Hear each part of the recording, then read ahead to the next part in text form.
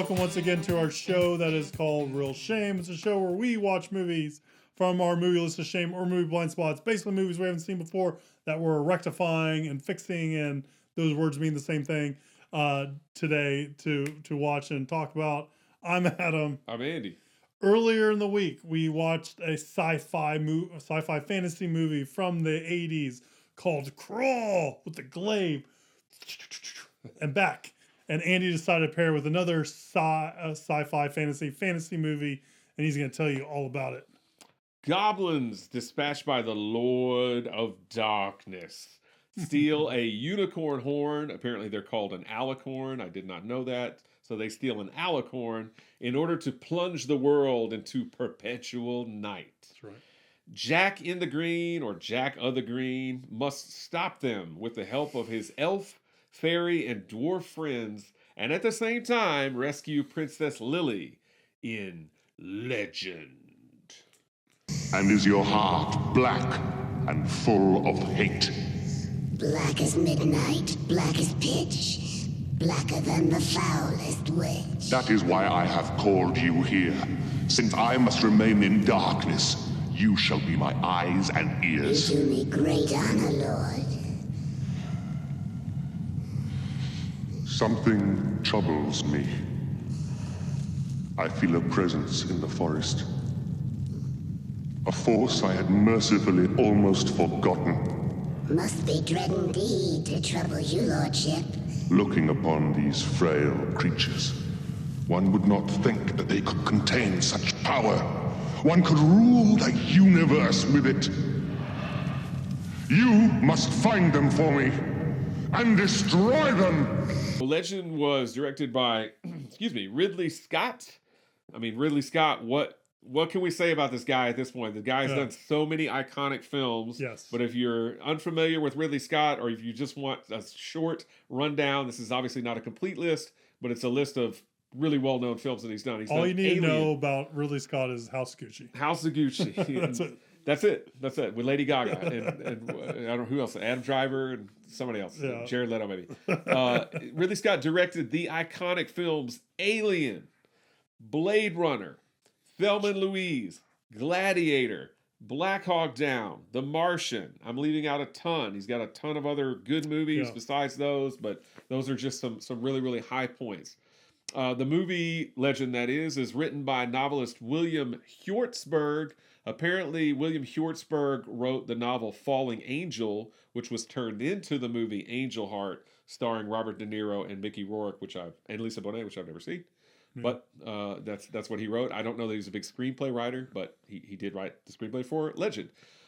Interestingly enough, Legend has multiple versions of the film, and those versions have different scores. Mm-hmm. So one of the scores is done by Jerry Goldsmith, the composer, and one of the scores, actually the score for the movie that was the U.S. version, or the theatrical version that played in the U.S., was done by one of our favorites, Tangerine Dream. Yes. So there's a director's cut of this film, there's a theatrical version, and then there's like an international version. Okay. So there's three different versions, but if you watch the theatrical cut, you're going to hear the Tangerine Dream score. I think if you watch the other two, I know for a fact if you watch the director's cut, you're going to get the Jerry Goldsmith score. I think also the international cut has the Jerry Goldsmith score. Vastly different. But this is a movie, so I didn't mention, I kind of mentioned this at the end of Monday's episode. This is a movie, I always thought it came out in 1985. Bing, bang, boom, 1985. Apparently in the U.S. it was released in 1986. It was released in 1985 over in Europe, and then it took maybe not a full year. I didn't write down the month of when it came out in 1986, but it did come out in 1986 because it was actually nominated for Best Makeup, which was held at the 1987 Academy Awards. It lost, by the way, to The Fly, Brundlefly. Brundlefly is hard to beat. It is hard to beat, especially hard to beat in arm wrestling, right? Yeah. If you've seen the movie, you get that. All right, so this is a movie, Legend, that you've never seen. Nope. I know you've heard of it. It's a Ridley Scott movie. It's one of the maybe few Ridley Scott gaps. You've probably seen most of his films, as have I. I think so, yeah. It's one of the few Ridley Scott gaps that you have. You knew Tom Cruise maybe was in it. Yeah. So you've probably seen. Yeah. For me, I didn't know about Legend until the DVD came out. Mm-hmm. And I just remember seeing like the box art, and then I remember then I heard about Legend a lot. Like people who like, oh, I grew up with Legend. I like Legend. And I was like, what is this movie? I've never heard of it before. Yeah. But that's when it first became like something that I knew was a movie that existed. Was when that box art came out. When you have like, what do we call him? Blah, blah, the Lord of Darkness, like really big and red on it and stuff like that. So that's kind of. But I didn't know any details or anything other than Tom Cruise, Sara, Tim Curry as I thought it was the devil, but Lord of the Darkness. Yeah, essentially the devil. Yeah. I didn't even know it was directed by Ridley Scott, I think, until you put it on the list, honestly. Oh, okay.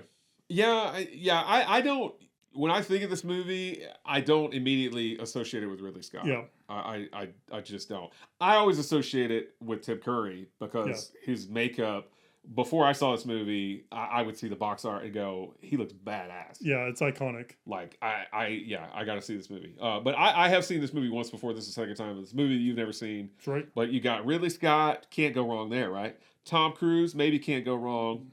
Tim Curry with some badass makeup, can't go wrong. But did it go wrong? Or did it go right?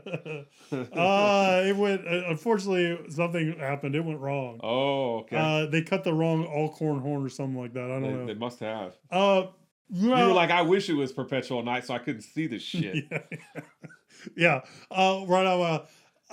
I think the biggest issue with it, I think the biggest front to humanity, the biggest issue, this is like a war crime.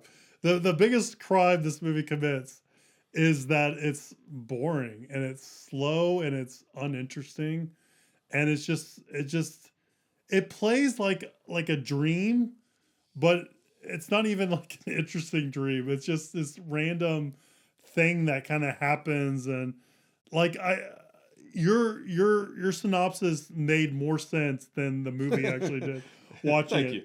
Because to me, it felt like they weren't even looking for the unicorn horn. They were just kind of following Jack and Princess Lily around. And then they saw them with the unicorns. They're like, okay, we're going to be able to do this and chop off the horn. Like, I didn't get that was their mission to do that. So maybe that was something I missed. But yeah. Well, I mean, I think their mission is mainly to just stop the Lord of Darkness, and to do so, one of the things that they need to do. Well, really, I'm talking about the Lord of Darkness henchman. Oh, because okay. he leaves and he's like innocence, and I'm like, okay, well, I thought they were gonna capture. I thought this was gonna be like Labyrinth. I thought they were gonna capture Princess Lily. He was gonna try to, make her his wife and all that kind of stuff. But and then all of a sudden, like, they're taking out unicorns. They're cutting off horns. What's going on here? Like, whoa! Horns are magical and shoot sparks. Yeah. So I don't. It's like Cruel. I can get like why people like it and stuff like this. This movie, I'm like, why? I don't get why people like it. Like I don't see what the magic was, because like to me it was like Ambien. Like, putting you to sleep. I didn't fall asleep, but I was like, I could definitely close my eyes and have a good snooze right now. My dream will be better than this. Yeah. So I don't know. That's where it is. It's so that's the bad. It's kind of slow, uninteresting, meandering, not very interesting. But what it does good is Tim Curry's makeup and all the other special effects or practical effects look awesome. Mm-hmm. Like the creature design is very cool. They got some dude in there who looks like Grildor, played by the same guy that played Grildor from Masters Universe. So I thought that was cool, and I was like, hey, man, this is what Grildor did before he got transported to Eternia and then transported to Earth, because that's a cool story. But all the character design, the makeup effects are cool and all that kind of stuff. But yeah, it's just kind of like it's not very interesting. I don't know if Ridley Scott's going to put this on his CV. Maybe he will. Oh, he does. He does. He talks about it. He does. Yeah. All right. Well, I don't know. I mean, like you. I mean, I feel like because I didn't see this movie when it came out. I saw it much later. Yeah. So let's talk about where you. So you said you've seen it once before. Yes. And what do you remember about it? The one time you saw it before watching it again. So I realized I did not actually read the cast list off, although we've already mentioned it has Tom Cruise and Tim Curry, right, as Jack and Lord of Darkness, and Sara plays Princess Lily before she played Sloane Peterson in Ferris Bueller's Day Off. The last people I mentioned, Billy Barty plays Screwball, Alice Clayton plays Blix, who I think is the fairy, and David Bennett plays the little elf boy, Gump, Yeah. Forrest Gump, no Gump, and his voice was dubbed. Definitely is. David, yeah, you could tell. David Bennett is the little boy in the tin drum. If you've ever seen the tin drum, he's the kid playing the drum. But yeah, his voice is very clearly dubbed in that film. So cast this out of the way. I remember back when I was a kid, they had magazines like Fangoria and Starlog and stuff. Yeah, I don't know where you're going with that. Yes. No, I was going to say, I get it. You would see pictures of Tim Curry even back then. Yeah. And even back then, I mean, I thought he was terrifying looking, but it still looked really cool. And yes, over the years, I'd always seen, because I didn't see this movie back in 1985, but I'd always see these pictures of Tim Curry in this awesome makeup, and I thought, man, that looks really cool. This movie's awesome. And I heard from people like you were talking about, love this movie, and they're like, "Oh, dude, Tim Curry is so cool in this movie, and it's still, it's a great little fantasy, find it kind of film, whatever stuff like that." So I watched it for the first time. I don't know, 10 years ago, something like that. Is the first time I saw it, and I didn't like it. Yeah, I didn't like it. So watching it this time, I mean, I remembered not liking it before. Watching it this time, I wondered if I was going to have a different reaction. I did not. This movie, it is trying to be like an ethereal, kind of dreamlike atmosphere and all that stuff, but it is a fucking colossal bore. This movie is so boring. I think this movie sucks. Like, I couldn't wait for it to be over. Yeah. I don't understand the love that it gets. That's exactly what I was saying after this movie. Yeah, it's so boring. I don't understand how kids could enjoy it, because I would like, this is like, you would put kids to sleep with this movie. If I had seen this as a kid, I can't imagine sitting there and watching all of it. Yeah. I would have got antsy, and I got antsy watching it as an adult. Yeah. I wanted to just turn it off. But I watched it. But yeah, I couldn't wait for it to be over. And we both watched the director's cut, which is, as its name would imply, it's Ridley Scott's preferred cut. Yeah. That's longer than the theatrical cut. And I was like kicking myself, like I should have watched the theatrical cut, because at least it's about 20 minutes shorter. Yeah. You know, but I think I watched the theatrical cut the first time I saw it. So because I remember the Tangerine Dream score. But watching it, I wanted to watch the longer version because Ridley Scott's like, no, this is the version I want. It has, different score. It has some obviously different scenes or longer scenes. And they all have different endings. The international cut, the theatrical cut, and the director's cut all have different endings. So depending on which version you watch, it's slightly different in each case. But no matter what, I don't think the ending matters. Because this movie is so boring. Look, even you talking about it is making me yawn. And it's just, you're right. Nothing happens. It's so plodding. It is maybe kind of hard to follow in spots. It's very hard to follow. Tim Curry looks cool, and like you said, some of the practical effects. But outside of that...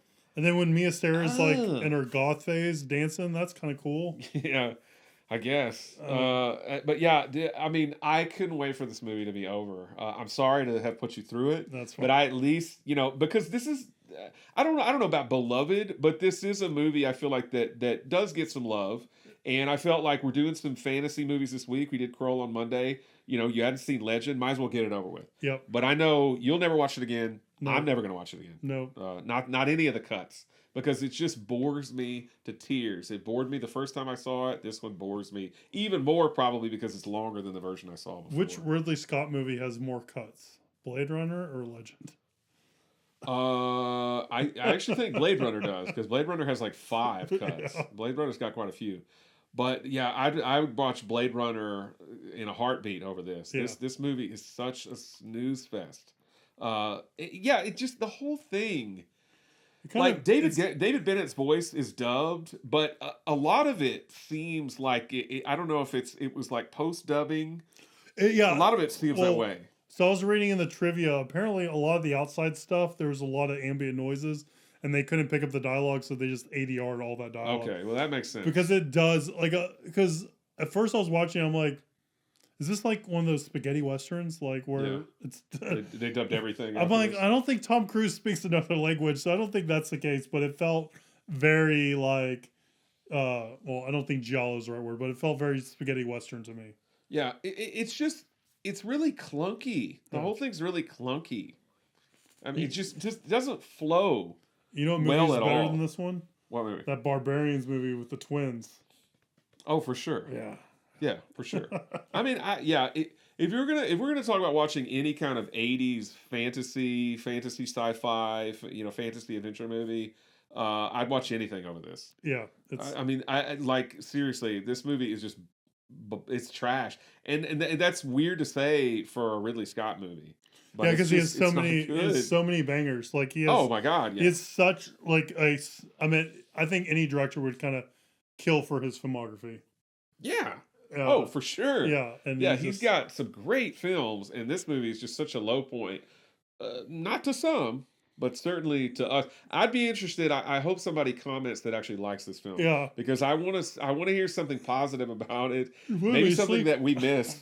Yeah. Because it's just so boring. It's so boring. Yeah. Nothing really much exciting happens at all.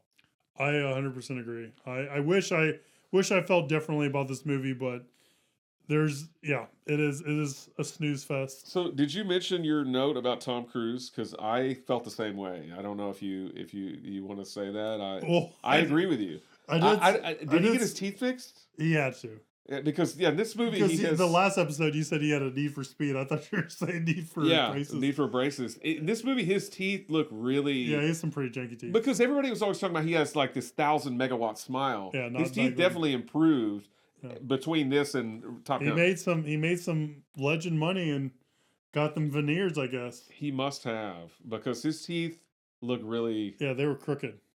yeah, they look really weird. got- Me and Sarah looks great, Sloane Peterson herself, so she looks great. But Yeah. Tom Cruise's teeth are a little We got Goth Sloan Pearson, looks cool. goth. Sloane Peterson, what's up?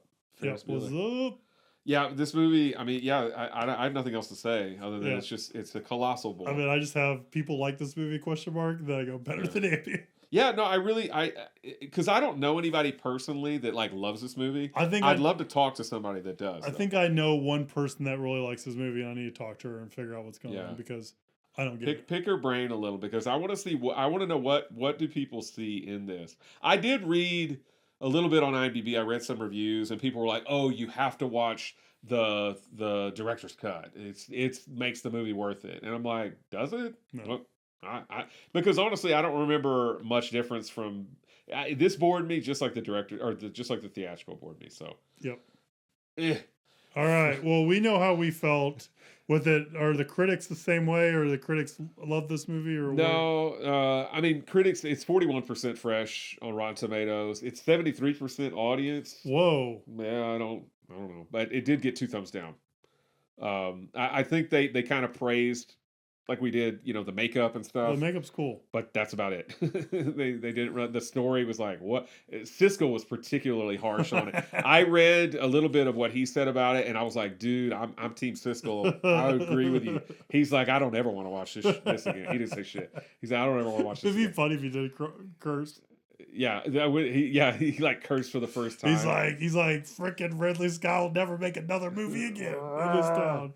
And Leonard Maltin, no surprise, he just gave it 2 stars out of 4. He's Mr. Leonard 2 stars Maltin. That's right. He gave it 2 stars, but dude, it's even lower than 2 stars Yeah, to me. come on. It's But like it's a bomb. yeah. I mean, maybe the makeup and stuff elevates it to like it's 1.5. It's a bomb. I'll be a little more generous, but yeah, it's a bomb. Yeah, for sure. whatever. Either way, it's crap. All right. Well, that's our legend review. It's a legend of a legend review. That's Let us us. crapping on Legend. That's us crapping on How Legend. much we hate it. Let us know down below what are the good things about Legend besides the makeup effects Yeah. of it. What is it? Maybe Tangerine Dream scores cool. I need to check that out. I mean that's not enough to elevate the movie. Yeah. It does nothing for the story or anything. Yeah, I think I remember the music was kind of cool, but Yeah. yeah. All right. So we've talked a lot about Ridley Scott in this episode because he directed Legend and he is a legend, but this movie's legendarily terrible in our eyes, at least. But we decided to not talk about bad Ridley Scott movies, but talk about our favorite Ridley Scott movies. Yeah. Ridley Scott, like you said, well known, probably a well loved, and probably a list of a CV that is enviable amongst many directors. Yes. He's in a pantheon of his own, and we're going to talk about some of his movies that are loved and well loved and are reach cult status and all that kind of stuff. Before we get into our favorites, I do want to call out The Martian. The Martian is a great movie, and it was his first time back into sci-fi after many, many years. He would go on to do Prometheus and Alien Covenant after that. We won't talk about those. Yeah. But The Martian is a awesome, great movie, great novel. I'm a big fan of it. Almost one of my favorite Ridley Scott movies, actually. I like it that much. I like the spacesuit design. Matt Damon's awesome. We got some, good Donald Glover cameo in it. Very good. Charles Gambino shows up, does his thing. It's great. I like The Martian. I've only seen it once, but I did like it when I saw it. Going through his list here, I feel like aside from movies like Alien and Blade Runner and maybe Gladiator, most of his movies I have only seen once. Yeah. Martian only seen once. Thelma and Louise only seen once. Black Hawk Down only seen once. Kingdom of Heaven, Matchstick Men, Hannibal, G.I. Jane, White Squall, all that stuff. One time. I'm one and done. Not that I didn't like those movies, but I've only seen them once. Where are you with Black Rain? I liked Black Rain the one time I saw it, but I couldn't tell you anything about it. Never heard of it. I see it. It's on some streaming service all the time, maybe Prime Video or something. I feel like, and I'm always like, I should watch that again. It's probably on but I haven't. It's probably on some shitty streaming service like Tubi. No, it's on Freeform. something else. It's on on something else. No, Freeform. it doesn't have ads or anything like that on whatever streaming service. But I'm always like, I really need to watch that again, and I've not watched it. And then some of the newer stuff he's done, I have not seen, like House of Gucci and All the Money in the World. I never got around to seeing those. Of course, I had no interest in seeing House of Gucci in particular. All the Money in the World, I think it'd be okay to watch. I haven't seen like Exodus, Gods and Kings. The only House of Gucci I've seen is that Nicole Kidman ad. Yeah, that's pretty fun. That's probably better than the movie. I'm making judgments on it without seeing it. I don't really have any call outs. I mean, obviously we listed some really big, well-known ones, like Blade Runner and Gladiator. So where are you with Gladiator? I like Gladiator. I don't think I'm nuts over it like a lot of people are. I used to be nuts over it, but I think I've cooled on it over time. Yeah, I think it's a fine film, but I feel like everybody else that I know that likes it really likes it way more than me, and I'm like, it's good. Yeah, they're making a sequel. Are they really? Yeah, but is Ridley Scott involved? Do you know? I want to say he is, but I'm not 100% sure. He's old, but he's still cranking them out. He's still a very busy man. Good for him, I say.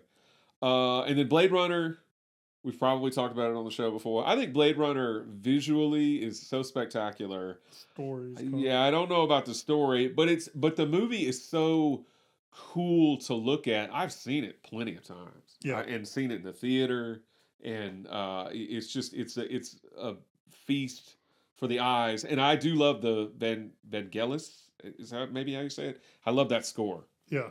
It's very, very cool. You are 100% correct on Blade Runner. Blade Runner is a gorgeous movie. The practical effects are awesome. The visuals are great. The milieu, everything is awesome. The story, not so much.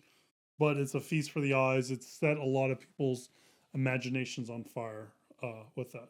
And I like 2049. I know you're not a big fan of it. Yeah. But I think 2049 has a little bit more of a story to tell. That makes it a little bit I want to watch it again. Maybe I was unfair, but I was a little bored by it the first time I saw it. I think, are we going to settle on the same movie as our favorite? I'm pretty sure we are. Yeah. I mean, there's I look at his filmography and he's done some good movies, but there's this movie and then everything else kind of just falls below it. You know what I mean? Yeah. They're great movies, but yeah, they're all good dogs. Best all the contenders. It's head and shoulders above, I would say. Yeah, Alien, of course. I think we've sung its praises a lot here. Yeah. But it bears repeating. So, Alien, awesome movie. I watched Alien after seeing Aliens, Alien 3, and Alien Resurrection. Resurrection was the fourth one. Yeah. Saw all those before I even saw Alien. Watched Alien. Alien blew my socks off. I've been using that expression a lot this week. Alien knocked me back. Even knowing everything about the movie, it still worked. It was still thrilling. It was still terrifying. The movie is, I can't say higher praise that a movie I knew exactly what I was getting into and still surprised, amazed, wowed, horrified me. It is a once in a lifetime kind of movie. It is awesome. Love the movie. Yeah, you can't, it's hard to beat. Yeah, it works as everything. It works as science fiction. It works as horror. It works as drama. It works as absolutely everything. Obviously the creature design by, is it Geiger? Geiger? Yeah, they kind of borrowed it from Geiger, I think. I see both. I see both pronunciations. Geiger, whatever, however you pronounce his name. The creature design's amazing. It's phenomenal. It's so much fun. Do you remember the first time you watched Alien? Like, what was that like? Well, how old were you? I don't remember the specifics. Like you, I didn't see it after all of those Aliens movies that you mentioned, but I did see it, I believe, after the second one. Yeah. I think. I'm pretty sure I saw Aliens first. And, I was pretty young when I saw Aliens. I didn't see it in the theater. I was too young. I couldn't go see an R-rated movie then, I don't think. But I did see Aliens like on VHS or something, and I was like, wow, this is really cool or whatever, but I didn't really know the story. Yeah. But I mean, I had to have seen Alien before like I got out of high school. But yeah, back then I thought it was awesome when I saw it in high school, but it only got better on repeat viewings. Yeah. And yeah, it's Alien and Aliens are both so good.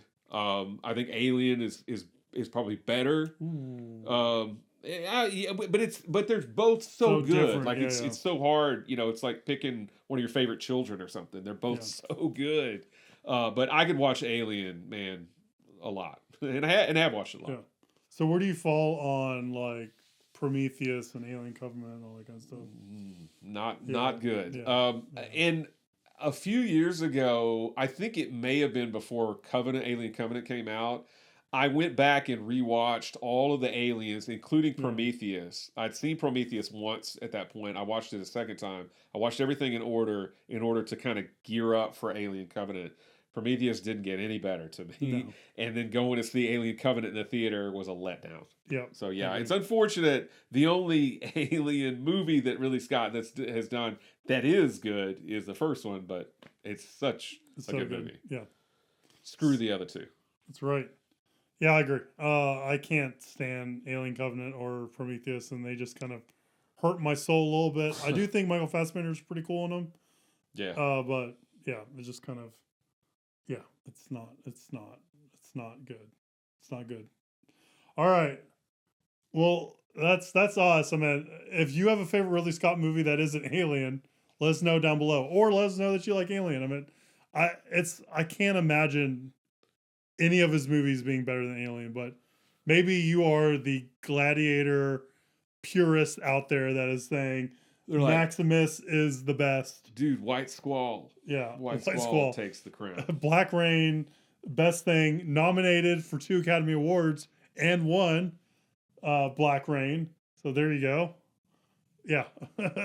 Put that in your hat. So let us know down below what your favorite Ridley Scott movie is. Please like, subscribe, share, do all the social media stuff. It really does help. We really do appreciate it. We're kind of punch drunk here again after talking about Legend. Next week, we're going to watch some movies from Andy's List of Shame, so stay tuned to that. It's going to be fun, and we'll see you soon, guys. Have a good one. We'll talk to you soon.